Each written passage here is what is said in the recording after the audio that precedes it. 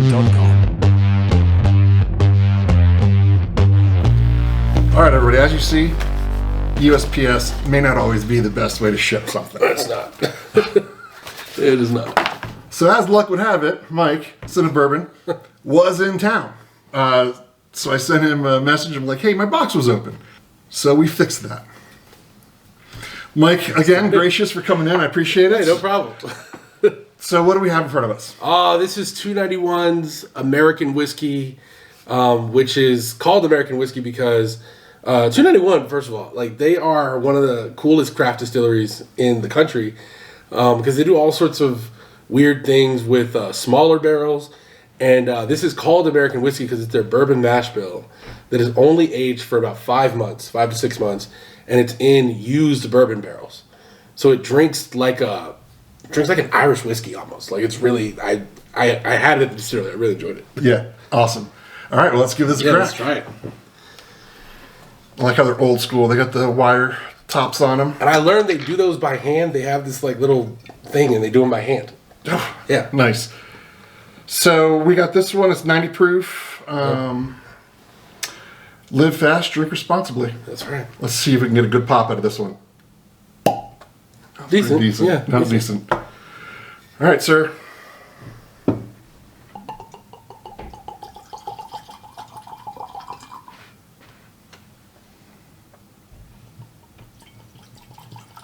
Should salmon slip it like Ryan? My wife would kill me. All right. So these are the Agent Orange glasses. These are the tulip glasses. Yeah, it's a cool nosing experience actually.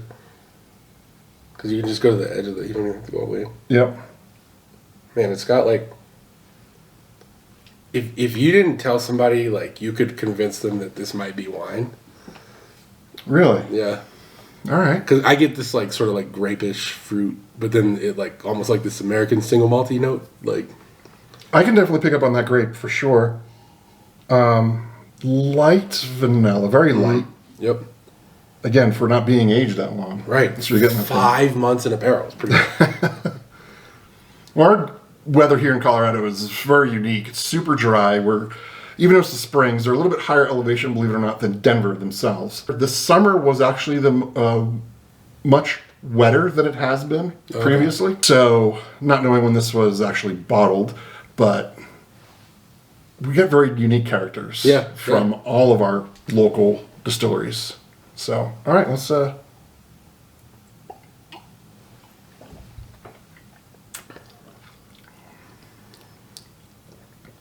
it's like crushable. It's like there's almost no burn.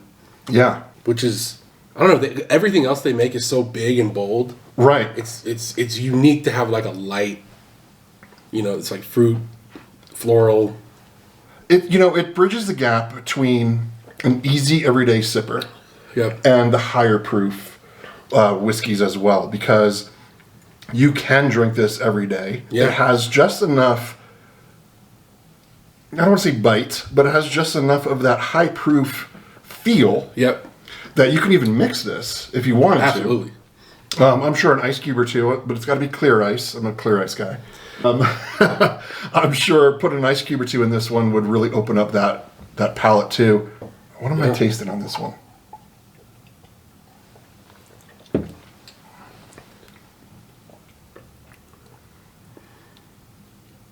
For me, it's a lot of like floral fruitiness, sweetness, vanilla, a tiny like faint caramel, really really faint. It tastes like a lot like if you finished an Irish whiskey in like Caribbean rum cask. That's what it reminds me of this Tullamore Dew bottle that I have. Okay. Yeah. Yeah, I'm picking up very similar on that as well. I'm not quite getting. Well, I'm definitely. God, what's the word that we always hate to use? Smooth. It is though. I know, but I know that's not a flavor profile. But yeah, I'm missing a little bit of the. No, I'm picking it up now.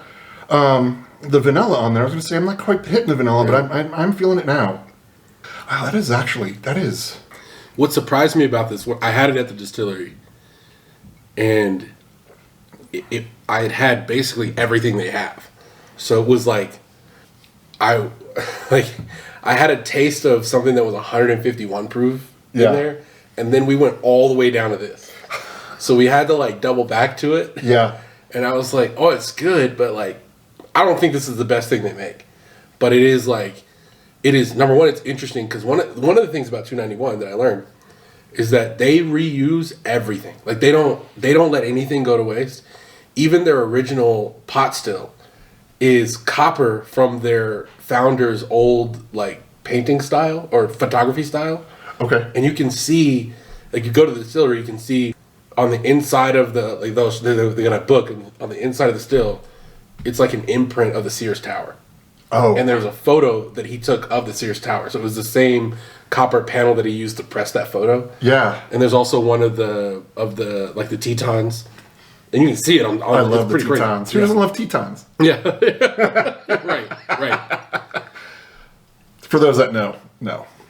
No, that's interesting. And he's also a really down-to-earth, good guy. Like, if you talk to him, I've seen him in a couple of other lives and some other interviews. Yeah. He's really approachable, talks. Michael Myers. That was what I was going with it, too. Yeah, you know. Yeah. So, I guess this bottle slashes. Yeah. Absolutely. Absolutely. That's a perfect way to... Yeah. Why not?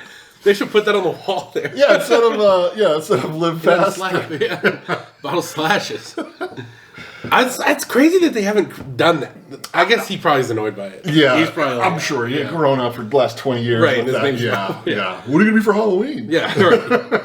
Can't believe they haven't made a bottle that's called the Slasher, because they kind of have this, like, they've got the bad guy, they've got they have this sort of like edgy theme. Their experimental stuff as well is their last handful of experimentals. I haven't had them, but I've heard so many good things from them themselves. Like the E, so they have one of them is the E batch 11. It is 136 proof, but they proofed it down because it came out of the barrels at like 150 something. Yeah. They basically had, in the fermentation process, they kind of forgot about it, so it fermented for an extra 30 days. And they were like, well, we're not going to get rid of it.